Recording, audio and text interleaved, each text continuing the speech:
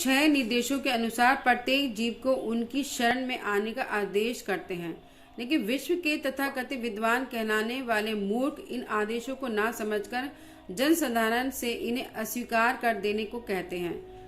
भगवद गीता के 9वें अध्याय के अंत में भगवान श्री कृष्ण का स्पष्ट कथन है, मन से सर्वदा मेरा चिंतन करो, मुझे नमस्कार करो और मेरा पूजन करो।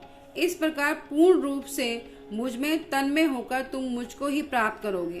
तो ये भगवद गीता के कौन सा श्लोक है? ये है 6ठे अध्याय के अंदर 34वें श्लोक के अंदर बताया गया है कि मन से सर्वदा मेरा चिंतन करो, मुझे नमस्कार करो, मेरा पूजन करो। इस प्रकार पूर्ण रूप से मुझ में तन्मय होकर तुम मुझको ही प्राप्त करोगे। फिर भी तथाकथित विद्वान असुर जनता को भगवान श्री कृष्ण के स्थान पर निराकार, अव्यक्त, नित्य, अजन्मा सत्य की ओर लगाकर पद भ्रष्ट करते हैं। ये क्या है, प्रभुपाद जी ने क्या करा था, पाश्चात्य देश में जाकर के ऐसे निरंकार लोगों का और शून्यवाद को समाप्त किया था। तो ये क्या कर रहे हैं, ऐसे लोग जो है जो भगवान का स्वरूप ना मान करके उनको निराकार मान रहे हैं, वो लोगों का पद भ्रष्ट कर रहे हैं। खुद तो जा रहे हैं नरक के रास्ते में, दूसरों को भी लेके जा रहे हैं, है ना। निराकारवादी मायावादी दार्शनिक यह स्वीकार नहीं करते कि परम सत्य का अंतिम पहलू भगवान का व्यक्तित्व है, पूर्ण पुरुषोत्तम परमेश्वर है। यदि कोई सूर्य को यथारूप समझना चाहता है तो सर्वप्रथम उसे सूर्य के बाहरी प्रकाश का दर्शन करना होगा, फिर सूर्य मंडल का, और उसके बाद कहीं सूर्य मंडल में प्रवेश करने पर उसे सूर्य के अधिष्ठाता देवता का साक्षात्कार करना होगा। ये पूरा जो है डिटेल और अच्छे से दूसरे अध्याय, गीता के दूसरे अध्याय के दूसरे श्लोक के अंदर पूरा इसका एक्सप्लेन किया हुआ है कि सूर्य देवता भी होता है, सत्य भी होती है, प्रकाश भी होता है।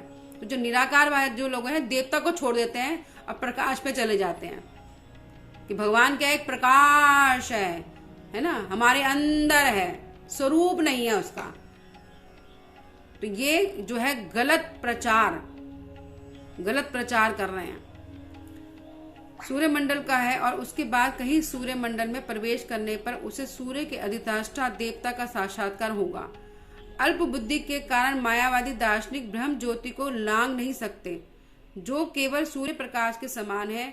उपनिषदों ने पुष्टि की है कि यद्यपि ब्रह्म ज्योति के परे चले जाने पर भी वास्तव में भगवान के व्यक्तित्व का साक्षात्कार हो सकता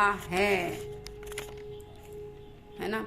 ये बहुत ही समझने की बात है। ऐसे लोग हैं जो किसका प्रचार कर रहे हैं, निराकार का है। उनको लगता है इसी में आनंद है।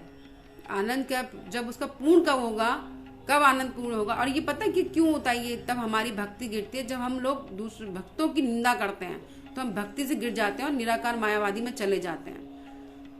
जब हम भक्तों की, सबसे बड़ा अपराध है वैष्णवों की निंदा करना, जो प्रचार में लगा हुआ है उसकी निंदा करना, हर वक्त ये देखना कि ये इस्कॉन वाले देखो कितना पैसा बर्बाद करते हैं, कि है ना, भगवान की सेवा में लगाते रहते हैं। भगवान को सेवा की क्या जरूरत है, भगवान को फूलों की क्या जरूरत है ना।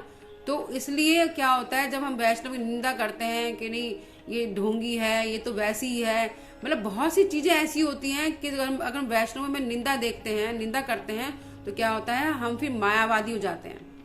हमें फिर ऐसा गुरु मिल जाता है जो फिर क्या होता है, भगवान के फिर स्वरूप को नहीं मानता, वो क्या करता है, निराकारी होता है।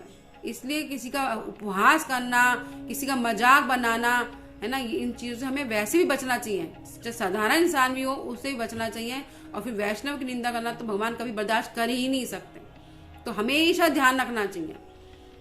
कभी कभी हमारे मन में भी विचार आ जाते हैं, है ना, कुछ ना कुछ। तो मन से भी कोशिश करें कि हमारे मन से भी कोई विचार गलत ना आए, क्योंकि जो मन में आ गया वो कभी भी निकल भी सकता है। तो हमेशा ध्यान रखना है इन चीजों का।